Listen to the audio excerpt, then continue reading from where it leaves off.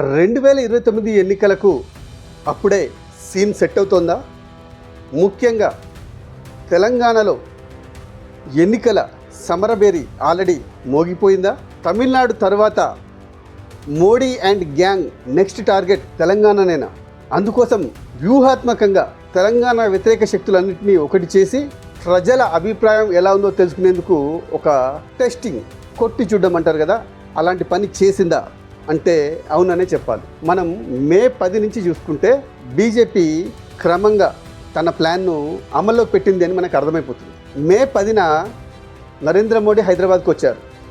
బహిరంగ సభలో ఓపెన్గా కాంగ్రెస్ పార్టీ తరఫున ముఖ్యమంత్రిగా ఉన్న రేవంత్ రెడ్డికి చోటే బాయ్ వచ్చేసే ఈ బడాబాయితో కలిసిపో అని ప్రజలందరూ చూస్తుండగా లైవ్ టీవీల్లో ఓపెన్ ఆఫర్ ఇచ్చాడు. అక్కడ సీన్ కట్ చేస్తే స్టెప్ నెంబర్ 2 డైరెక్ట్గా పవన్ కళ్యాణ్ ఇంటికి పోయాడు. పోయి అక్కడ తన ప్లాన్ను ఎలా అమలు చేయాలో పవన్ కళ్యాణ్కు దిశానిర్దేశం చేసినట్టున్నాడు.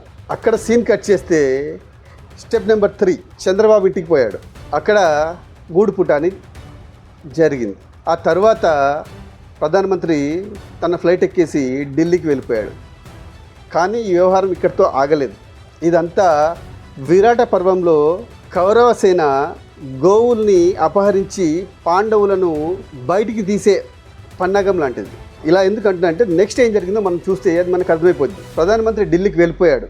ఆ తర్వాత మహానాడు పేరుతోటి చంద్రబాబు తన పాత్రను పోషించాడు.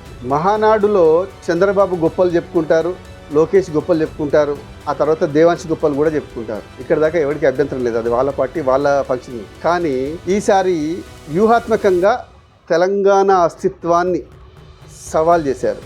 టీడీపీ అధ్యక్షుడు పేరుతోటి అసలు తెలంగాణ అన్న పదం డిక్షనరీలో లేదు అని చెప్పేసి ఎల్లో కూతలు కూశారు. దానికి పక్కనే ఉన్న చంద్రబాబు నాయుడు పల్లికిలించాడే తప్ప అది తప్పు అని చెప్పలేదు. దీంతో ఒక్కసారిగా తెలంగాణ బగ్గున మండింది. తెలంగాణను వెతకాల్సింది డిక్షనరీలో కాదురా, ప్రజల గుండెల్లో చరిత్రలో అని ఈ దౌడ ఆ దౌడ వాయించినట్టు సమాధానాలు గట్టిగా చెప్పారు. టీడీపీ అధ్యక్షుడితో పాటు చంద్రబాబును ఆయన లోపటి కుట్రల మనిషిని జనం ఉతికి ఆరేశారు. ఈ దెబ్బకి చంద్రబాబు కవరింగ్ మొదలుపెట్టాడు. ఏమని? టీడీపీ పుట్టిందే హైదరాబాద్లో, టీడీపీ పుట్టిందే తెలంగాణలో, తెలంగాణ గురించి అలా అనద్దు అని చంద్రబాబు ఏదో ఆ టీడీపీ అధ్యక్షుడిని క్లాస్ పీకాడట. దాన్ని పేపర్లు పెద్దగా వేశాయి. ఇది గుర్తుపెట్టుకోండి, టీడీపీ పుట్టిందే హైదరాబాద్లో అని చంద్రబాబు అన్నాడు. నెక్స్ట్ మాట్లాడుకుందాం. ఆ తర్వాత పొలిటికల్ తోల్బొమ్మలాటలో నెక్స్ట్ క్యారెక్టర్ పవన్ కళ్యాణ్. తెలంగాణ ఆవిర్భావ దినోత్సవం నాడు జనసేన నవ నిర్మాణ సభ అని ఓ కొత్త విషయంతో దిగిండు. దానికి ఆయన పర్మిషన్ అడిగింది. 2000 మందితో మేము సభ పెట్టుకుంటామని. మీ మీద మా రాష్ట్రం పుట్టిన పని చేస్తుంటే మధ్యలో నువ్వేడిరా బాబు అని చెప్పేసి ప్రభుత్వం పర్మిషన్ ఇవ్వలేదు. అక్కడి నుంచి పవన్ కళ్యాణ్ కోర్టుకు పోయింది. పోతే కోర్టు కూడా అరే నాయన వాళ్ళేదో సంబరాలు వేసుకుంటే మధ్యలో నీ న్యూస్ వచ్చిందని చెప్పేసి పర్మిషన్ ఇవ్వలేదు. ఇక్కడ ప్రభుత్వం పర్మిషన్ ఇవ్వలేదు, కోర్టు కూడా పర్మిషన్ ఇవ్వలేదు. ఆ తర్వాత ప్రెస్ మీట్ పేరుతోటి పవన్ కళ్యాణ్ నానా హంగామా చేసింది. తెలంగాణ మీ అయ్యే జాగిరా అని అడిగింది. అసలు జనసేన పుట్టిందే హైదరాబాద్లో, తెలంగాణలో అని చెప్పాడు. ఇక్కడ మనం చంద్రబాబు పాయింట్ని కనెక్ట్ చేసుకోవాలి. చంద్రబాబు ఏం చెప్పాడు? టీడీపీ పుట్టిందే హైదరాబాద్లో. పవన్ కళ్యాణ్ ఏం చెప్తున్నాడు? జనసేన పుట్టిందే హైదరాబాద్లో. లింక్ కలుస్తుంది కదా. ఇప్పుడు పవన్ కళ్యాణ్ తెలంగాణకు వచ్చి తెలంగాణలో సభలో పెట్టుకోవచ్చు, ప్రెస్ మీట్లు పెట్టుకోవచ్చు. కానీ తెలంగాణ మీ అయ్యే జాగిరా అని అడిగాడు. మళ్ళోసారి తెలంగాణ ఆత్మగౌరవాన్ని టెస్ట్ చేశాడు. దానికి తెలంగాణ పవన్ కళ్యాణ్కు మూతి పగిలేలాగా సమాధానం చెప్పింది. ఎస్, తెలంగాణ బరాబర్ మా అయ్య జాగీరే, మా అయ్యల జాగీరే, మాకు పుట్టబోయే వాళ్ళ జాగీరే, మా మధ్యలో నువ్వే వడరా అని చెప్పేసి గల్లా బట్టి అడిగింది. మామూలు అడగడం కాదు, పవన్ కళ్యాణ్కు మళ్ళీ నోరెత్తాలంటే 10 సార్లు ఆలోచించుకునేలాగా చేసింది. నువ్వెవడి మా గడ్డ మీద నీ బోడి పెత్తనం ఏంది అని చెప్పేసి చల్ఫుట్ అని చెప్పేసి సమాధానం ఇచ్చింది. నేను తెలంగాణ అంతటా తిరుగుతా, ప్రశ్నిస్తా, అది చేస్తా ఇది చేస్తా అన్నోని భాగవతాలన్నీ నెట్లో వీడియోలతో సహా తెలంగాణ బిడ్డలు పెట్టారు. యువరాజ్యం పేరుతోటి ఏమేం చేశాడు, అసలు తెలంగాణ మీద పవన్ కళ్యాణ్ చేసిన కుట్రలేంటి, వాళ్ళ అన్న భాగవతం ఏంటి, ఇవన్నీ ఎవ్రీథింగ్ ఆధారాలతో సహా పెట్టారు. గద్దర్ గురించి కూసిన కూతలకు కూడా సమాధానం గద్దర్ మాటలతోటే పెట్టి పవన్ కళ్యాణ్ నిజస్వరూపం ఏంటో నెట్టింట్లో బయట పెట్టారు. ఇక జాతీయవాదం ముసుగులో తెలంగాణ తత్వాన్ని ప్రాంతీయవాదం అనే ముద్ర వేయాలని చూసిన పవన్కు చంద్రబాబుకు వాళ్ళ చరిత్రను వాళ్ళ ప్రాంతపు చరిత్రను కళ్ళ ముందు పెట్టేసి నీ పొట్టి శ్రీరాములది ఏ వాదం, మమ్మల్ని ఇక్కడ తిరగనియరా అన్న వాళ్ళకు అమిత్ షా వచ్చినప్పుడు అమిత్ షాను తిరగకుండా చేసి ఆయన కాన్వాయ్ మీద ఈ దేశ హోంమంత్రి కాన్వాయ్ మీద రాళ్ళేసి హత్యాయత్నం జరిగిన విషయాన్ని ఆధారాలతో సహా పెట్టి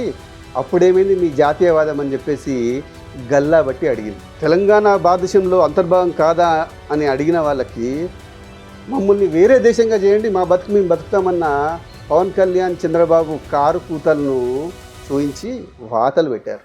గబ్బర్ సింగ్ సినిమాలో లాగా డైలాగులు కొట్టి రెచ్చిపోదామనుకున్న పవన్ కళ్యాణ్ను జనం తిట్టకుండా తిట్టి ఊతికి ఆరేశారు.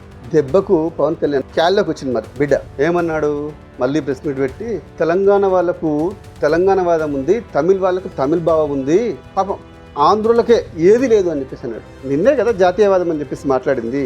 మళ్ళీ ఇప్పుడు ఆంధ్ర వాళ్ళకి ప్రాంతీయవాదం అని చెప్పి ఈ బీదర్పులు ఏంటి అంటే ఇది పవన్ డబుల్ స్టాండ్కు ఎగ్జాంపుల్ కాదా? ఇక్కడే పవన్ కళ్యాణ్ మళ్ళీ దొరికిపోయాడు. 12 ఏళ్ళ తర్వాత వచ్చాను, ఇప్పటికి కూడా ఇంత దేశం ఉంటుంది అనుకోలేదు. ఈ 12 ఏళ్లలో పవన్ కళ్యాణ్ ఎన్ని వందల సార్లు వచ్చింది. అసలు ఆంధ్రాలో ఉన్నదానికంటే ఎక్కువ బతికింది ఇక్కడే హైదరాబాద్లోనే కదా. ఎన్ని సినిమా ఫంక్షన్లు చేసుకున్నాడు, ఎన్ని ఫ్యామిలీ పంచాయతీలు చేసుకున్నాడు. ఎవడన్నా తెలంగాణ వాడు ఒక మాట అన్నాడా పవన్ కళ్యాణ్? మేము ఇక్కడ ట్యాక్సులు కడుతున్నాం అన్నాడు. ఇక్కడ పని చేసుకున్నందుకు దానికి నువ్వు చెప్పిన జాతీయవాద లెక్కల ప్రకారం ఉన్న ట్యాక్స్లే కడుతున్నావురా నాయన. ఇప్పుడు నువ్వు ఆంధ్రాకి షిఫ్ట్ అయిపోయినావు అనుకో, నీ అకౌంట్ని ఆంధ్రాకి మార్చుకున్నావు అనుకో, నువ్వు ట్యాక్స్ అక్కడే కడతావు కదా. అప్పుడు తెలంగాణ వాళ్ళు లేలే అట్లా కడతావు, హైదరాబాద్లో ట్యాక్స్ కట్టని ఎవరు అడగరు కదా, నువ్వు ఎక్కడుంటే అక్కడ ట్యాక్స్ కడతావు. అమరావతిలో ఉన్నా అండమాన్లో ఉన్నా అక్కడ ట్యాక్స్ కట్టాలి. నువ్వు పవన్ కళ్యాణ్ అంటే నువ్వు ఏదో దిగొచ్చావు అని చెప్పి నీకు ట్యాక్స్ బెనిఫిట్స్ ఇయ్యరు. నీకే కదా ఎవరికైనా అంతే, తెలంగాణ వాళ్ళు కడతారు ట్యాక్స్. కొండగట్టు విషయంలో కూడా అతికి పోయి నేను 30 కోట్లు ఇచ్చాను అని చెప్పేసి మాట్లాడితే మళ్ళీ ఇక్కడ కూడా దవడ పగిలిపోయేలాగా సమాధానం చెప్పారు. నీ జేబులో నుంచి ఇచ్చావా?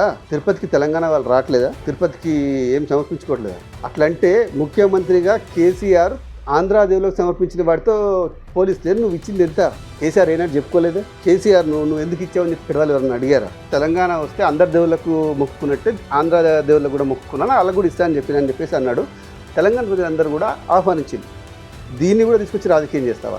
ఇప్పుడు ఈ ప్యాటర్న్ మొత్తం చూస్తే మోడీ, రేవంత్ రెడ్డి, చంద్రబాబు, పవన్ కళ్యాణ్ ఈ నలుగురు ఇదంతా కుమ్మకు కుట్రగా నడుపుతున్న నాటకం ఇది. ఒక రకంగా చెప్పాలంటే రేపు తెలంగాణను కురుక్షేత్రంలో అభిమన్యుడిలాగా పద్మ వ్యూహంలో ఇరికిస్తే తెలంగాణ సమాజం ఏం చేస్తుంది అని కొట్టి చూశారనమాట, టెస్ట్ చేశారు. అయితే వాళ్ళ కుట్రలను తెలంగాణ సమాజం తిప్పికొట్టింది. పార్టీలు ఏవైనా కానీ అందరూ కలిసి తెలంగాణ వాదాన్ని అవమానించిన, తెలంగాణ ఏర్పాటును తప్పుబట్టిన, తెలంగాణ ఏర్పాటు జరిగిన తీరుపై అడ్డగోలుగా మాట్లాడిన బిడ్డ ఖబర్దారని హెచ్చరించింది.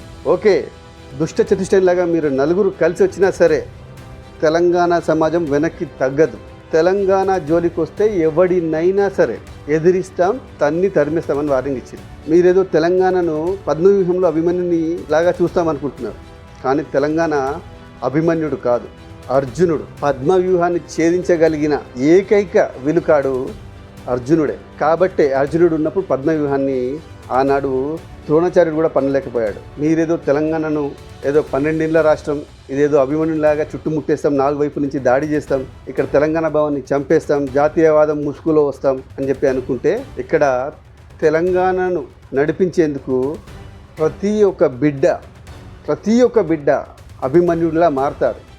వాళ్ళకు మార్గనిర్దేశం చేసి ముందుండి కొట్లాడేందుకు అర్జునుడు లాంటి వాళ్ళు, కృష్ణుడు లాంటి వాళ్ళు చాలామంది ఉన్నారు. ఒక్క అభిమన్యుడినే ఆనాడు కురుక్షేత్రంలో తట్టుకోలేకపోయింది కౌరవ సైన్యం. ఇక్కడ తెలంగాణలో ప్రతి బిడ్డ ఆడ మగ అందరూ అభిమన్యులు లాంటి వాళ్ళే. వాళ్ళు చెలరేగడం మొదలు పెడితే ఎవడి కుట్రలు కుతంత్రాలు పద్మవ్యూహాలు చక్రవ్యూహాలు ఇక్కడ నడవవు. తెలంగాణ ఎన్నో కుట్రలు చూసింది, ఎన్నో కుతంత్రాలను ఎదుర్కొంది, ఎన్నో పన్నాగాలను ఛేదించింది. 60 ఏళ్ల పాటు పట్టిన పట్టు విడవకుండా పోరాడింది. బిడ్డలు చనిపోతున్నా పదే ఎదురు దెబ్బలు తగులుతున్నా కూడా పోరాటాన్ని ఆపలేదు, పోరాట పందాను వీడలేదు. అట్లాంటి తెలంగాణను మీరేదో పొలిటికల్ జిమ్మికుల కోసం మేమేదో చేస్తాము అనుకుంటే ఇక్కడ సాగుతాయా మీ ఆటలు? ఇప్పుడు టెస్ట్ చేసినందుకు మీకు మూతి పగిలే సమాధానం వచ్చింది కదా, చంపలు ఎర్రగా అయిపోయి ఉంటాయి కదా. నెక్స్ట్ ఇదే కంటిన్యూ చేస్తే ఏమవుతుందో కూడా ఈ పాటికి మీకు అర్థమై ఉంటుంది కదా. తెలంగాణ మీద ఎవడు ఏం చేసినా కూడా తెలంగాణ వాళ్ళందరి నుంచి వచ్చే సమాధానం అదే, బిడ్డ బీ కేర్ఫుల్ అని. వీడికి ఎవడైనా వస్తాడు, బతుకుతాడు, దాంతో ఎవరికి సమస్య లేదు. ఈవెన్ ఇక్కడే ఉండి ఇక్కడే ప్రజలతో కలిసిపోయి నాది తెలంగాణ అనుకున్నవాడు ఇక్కడ పోటీ చేస్తే వాడిని కూడా గుండెల్లో పెట్టుకుంటారు. ఎంతమంది ఆంధ్ర లీడర్లు లేరు, తెలంగాణను ఆపోజ్ చేసిన లీడర్లు కూడా ఇక్కడ మంత్రులు కాలేదా? ఎప్పుడైతే తెలంగాణ నాది, నేను తెలంగాణ వాడిని, నేను తెలంగాణ కోసం పనిచేస్తా అనే వాళ్ళను తెలంగాణ ప్రజలు ఎప్పుడు గుండెల్లో పెట్టుకుంటారు. అంతేగాని అధికారం కోసం వస్తా, నీ మీద పెత్తనం చేయడానికి వస్తా, నీ మీద దురహంకారం చూపించడానికి వస్తా అని అంటే తెలంగాణ ఎడ్డిది గుడ్డిది కాదు. ఎట్లా తిప్పికొట్టాలో తెలంగాణకు తెలుసు. తెలంగాణ పోరాట పవర్ ఏందో కూడా ఈ దేశం అంతటికీ తెలుసు.